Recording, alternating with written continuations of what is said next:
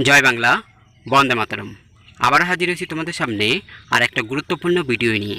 আজকে এই ভিডিওতে আলোচনা করব আইসিসি পুরুষদের টি-20 বিশ্বকাপ 2024 সম্পর্কে। বন্ধুরা, আপনারা আমার এই ভিডিওটা শেষ পর্যন্ত দেখবেন এবং ভালো লাগলে একটা লাইক দেবেন আর বন্ধুদের শেয়ার করবেন। তাহলে চলুন ভিডিওটা শুরু করা যাক। প্রথমে আলোচনা করব আইসিসি পুরুষদের টি-20 বিশ্বকাপের চ্যাম্পিয়ন দল হলো ভারতীয় ক্রিকেট দল। এরা এই বছর 2024 সালে চ্যাম্পিয়ন হয়। রানার্স আপ হয় দক্ষিণ আফ্রিকা। সময়কাল ছিল 1 জুন থেকে 29 জুন পর্যন্ত। আয়োজক দেশ ছিল ওয়েস্ট ইন্ডিজ ও মার্কিন যুক্তরাষ্ট্র এবং অফিসিয়াল গান ছিল আউট অফ দিস ওয়ার্ল্ড। শিল্পীর নাম ছিল শন পল ও কেস। এবার আলোচনা করব প্রশাসক। আন্তর্জাতিক ক্রিকেট কাউন্সিল সংস্করণ, এটা ছিল 9তম। ক্রিকেট ফরম্যাট, এটা ছিল টি-20 আন্তর্জাতিক। অংশগ্রহণকারী দল ছিল 20টি। মোট ম্যাচ ছিল 55টি। উদ্বোধনী ম্যাচ, এটা ছিল মার্কিন যুক্তরাষ্ট্র বনাম কানাডা। স্থান ছিল গ্র্যান্ড পেউরি স্টেডিয়াম, ডালাস, মার্কিন যুক্তরাষ্ট্র। ফাইনাল ম্যাচ খেলা হয় ভারত বনাম দক্ষিণ আফ্রিকা।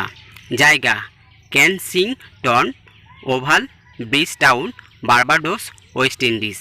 ম্যান অফ দ্য, এটা ছিল বিরাট কোহলি, 76 রান করেন।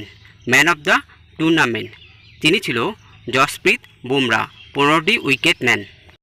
এই বছরে সর্বোচ্চ রান করে আফগানিস্তানের রহমানুল্লাহ গুরবাজ, তিনি মোট রান করে 281। সর্বোচ্চ উইকেট নেন, তার নাম হলো ফজল হক ফারুকি, তিনি ছিলেন আফগানিস্তান। ও আরশদীপ সিং, ভারত, উইকেট সংখ্যা ছিল 17টি। এবার আলোচনা করব 13 জুলাই 2024 সালের গুরুত্বপূর্ণ কয়েকটি কারেন্ট অ্যাফেয়ার্স নিয়ে। 1 নম্বরের প্রশ্নটি হলো 2024 সালে টি-20 বিশ্বকাপ আয়োজক দেশের নাম কি? সঠিক উত্তরটি হবে ভারত ও শ্রীলঙ্কা দেশ। 2 নম্বরের প্রশ্নটি হলো ভারতীয় রিজার্ভ ব্যাংকের এক্সিকিউটিভ ডিরেক্টর হিসাবে নিযুক্ত হলেন কে? সঠিক উত্তরটি হবে আর লক্ষ্মীকান্ত রাও। 3 নম্বরের প্রশ্নটি হলো ভারতে চীনের নতুন রাষ্ট্রদূত হিসাবে নিযুক্ত হলেন কে?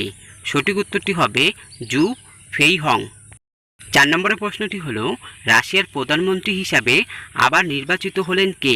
সঠিক উত্তরটি হবে মিখাইল মিশুস্টিন। 5 নম্বরের প্রশ্নটি হলো 2024 সালে G7 সম্মেলন আয়োজন করবে কোন দেশ? সঠিক উত্তরটি হবে ইতালি দেশ। 6 নম্বরের প্রশ্নটি হলো সলোমন দ্বীপপুঞ্জের প্রধানমন্ত্রী হিসাবে নিযুক্ত হলেন কে? সঠিক উত্তরটি হবে জেরেমিয়া মানেলে।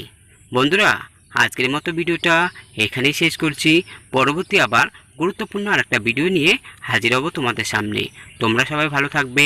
জয় বাংলা, বন্দে মাতরম। নমস্কার।